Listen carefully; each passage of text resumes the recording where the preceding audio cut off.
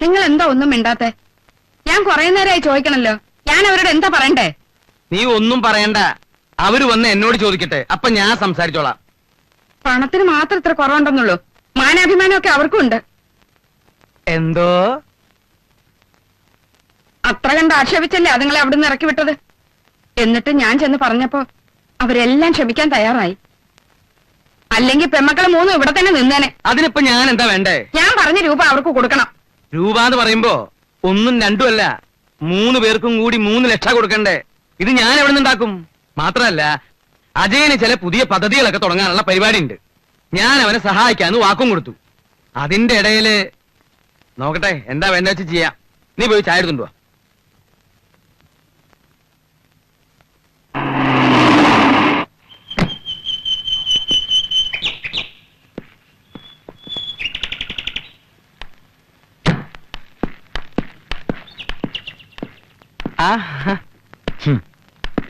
പോയ കാര്യം എന്തായി മോനെ? എല്ലാം ശരിയായി വന്നതാച്ചാ. പക്ഷെ ചെറിയൊരു പ്രശ്നം.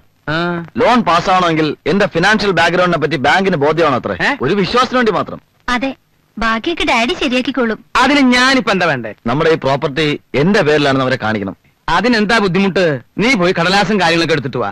എവിടെയാ വേണ്ടേന്ന് വെച്ചാൽ ഞാൻ ഒപ്പിടാം. എല്ലാം ഞാൻ കൊണ്ടുവന്നിട്ടുണ്ട്. എന്നെടുക്കടാ.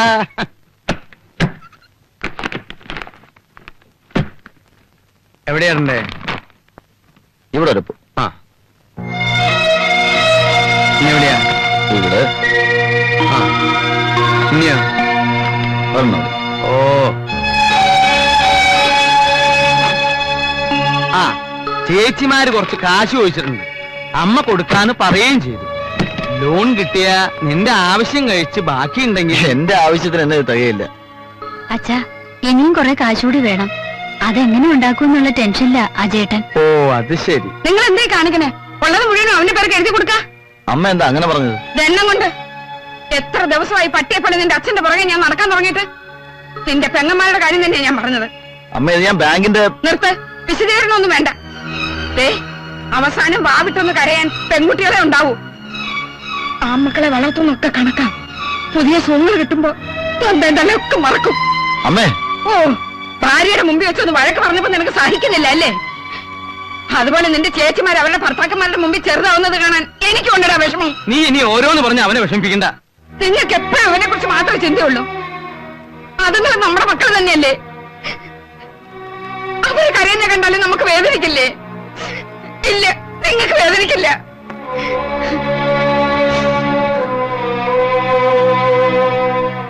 പണ്ട് മുതലേ ഉണ്ട് ഈ തരംതിരിവ്.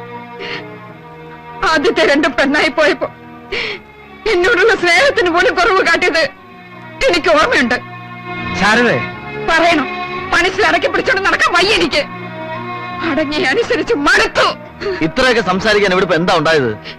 എന്തോ എനിക്ക് പേടിയാവുന്നു. എന്റെ കുഞ്ഞുങ്ങളുടെ മുഖത്ത് ഞാൻ ഇനി എങ്ങനെ നോക്കും? നീ ഇനി നോക്കുകയും പറയൊന്നും വേണ്ട.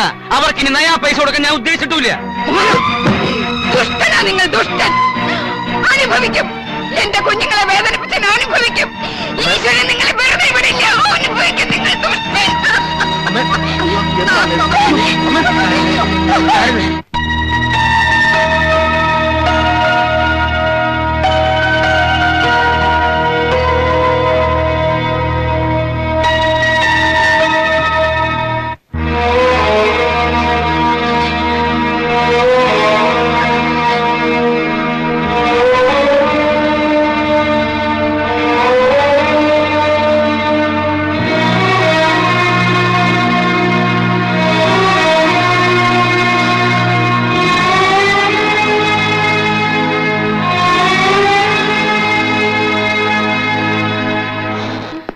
എങ്ങനെയുണ്ട് ഡോക്ടർ? ഞാൻ പരമാവധി ശ്രമിച്ചു നോക്കി. പക്ഷേ അറിയിക്കാവുന്നവരൊക്കെ അറിയിച്ചോളൂ.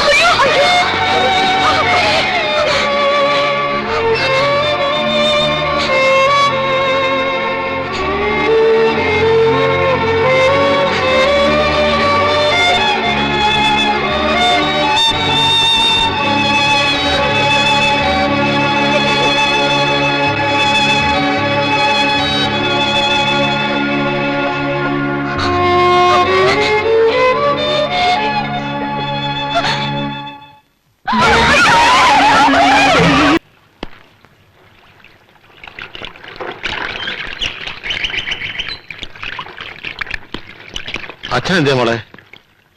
അച്ഛൻ അസ്ഥിത്തറയ്ക്ക് അടുത്തുണ്ട്. മാമൻ ഇരിക്കൂ, ഞാൻ വിളിച്ചോണ്ട് വരാം. വേണ്ട വേണ്ട, ഞാൻ പോയിക്കോളാം.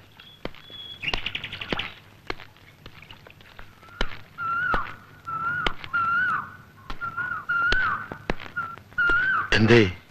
ഞാൻ വിളിപ്പിച്ചത് വേറൊന്നുമല്ല പരമേശ്വര. മരിക്കുന്നതിലും മുമ്പ് ജയസുധയുടെ കല്യാണം നടന്നു കാണണമെന്ന് അവൾ ആഗ്രഹിച്ചത്. ഇനി ഒട്ടും വൈകിക്കൂടാ. എന്റെ മനസ്സ് പറയണു അവളുടെ കല്യാണം വേഗം നടത്തണമെന്ന്. താൻ വിഷമിക്കേടോ, എല്ലാം നടക്കും.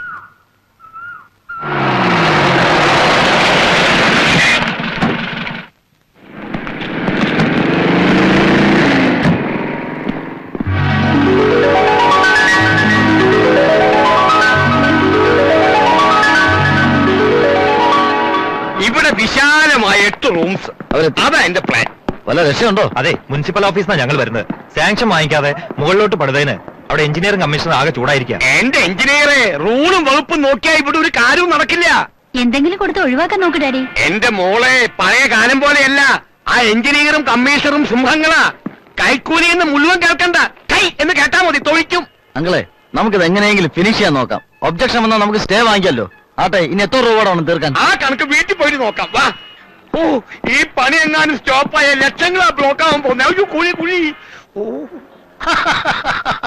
അങ്ങനെ അലക്കി അലക്കി അലക്കി അലക്കുകാരൻ അലക്കിക്കൊണ്ടേയിരുന്നു. കാശിക്ക് പോക്കൊട്ട് നടന്നതുമില്ല എന്ന് പറഞ്ഞതുപോലെ ഈ കല്യാണക്കാര്യം വെച്ച് താമസിപ്പിക്കണ്ട.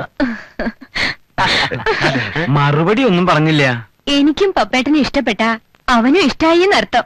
പ്രായമായ അമ്മയുടെയും അമ്മാവിന്റെ ഇഷ്ടം അനുസരിക്കുന്ന ചെറുപ്പക്കാർ ഇപ്പോഴും ഉണ്ടോ? ഉണ്ടല്ലോ. അങ്ങനെ അപൂർവം ചില ആൾക്കാരുണ്ട്.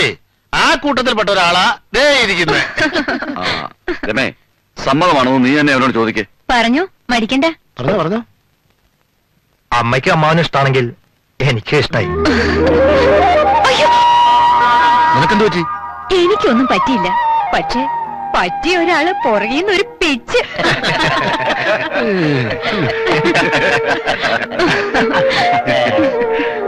അപ്പൊ ഇനി കാര്യങ്ങളിലേക്ക് കടക്കാം. എനിക്കുള്ള സ്വത്തിന്റെ നേർപാതി ഇവൾക്കുള്ളതാ. എന്ന് പറഞ്ഞാൽ ഏതാണ്ട് ഒരു 5 ലക്ഷം രൂപ വരും അല്ലേ? അതെ 5. ബാക്കി പകുതി എന്റെ ഏക മകൻ അജയനുള്ളതാ. അതാണ് എന്റെ തീരുമാനം. ഇനി അഭിപ്രായം എന്തെങ്കിലും നീ പറയാം. ഏട്ടൻ പറഞ്ഞോളൂ. ഞങ്ങൾക്ക് സമ്മതമാ. 5 എന്നുള്ളത് പൊന്നായിട്ടോ പണായിട്ടോ? അതൊക്കെ നിങ്ങൾ പറയണ പോലെ. എനിക്കിനി അയക്കാൻ ഇവളും കൂടിയേ ഉള്ളൂ. അതെനിക്ക് ഭംഗിയായിട്ട് നടത്തണം. എല്ലാം എല്ലാവർക്കും വീതിച്ചു കൊടുത്തിട്ട് എങ്ങോട്ടേലും പോവാനാ? അതെ, ഗൃഹസ്ഥാശ്രമം കഴിഞ്ഞാൽ പിന്നെ സന്യാസം എന്നാണല്ലോ പ്രമാണം. ജാഥാപുരത്ത് നോക്കിക്കഴിഞ്ഞ സ്ഥിതിക്ക് ഇനി ഒട്ടും വൈകണ്ടാന്നാ എനിക്ക് തോന്നുന്നത്. എന്തേ? അതെ. ആയിക്കോട്ടെ, സന്തോഷം. അപ്പൊ ഇത് മീനം. വിഷുവിന് മുമ്പ് നല്ലൊരു ദിവസം തീരുമാനിച്ചാലോ? അതായത് 8, 9, 10 ഏപ്രിൽ 14 മുമ്പ്. ആയിക്കോട്ടെ. അപ്പോ ആ ഒരു ധാരണയില്ലേ നല്ലൊരു മുഹൂർത്തം നോക്കി തീയതി ഉറപ്പിക്കാലോ. പിന്നെന്താ, അങ്ങനെയാവാം. അപ്പൊ പറഞ്ഞതുപോലെ ഞങ്ങൾ ഇറങ്ങുന്നു. വരട്ടെ മോളെ.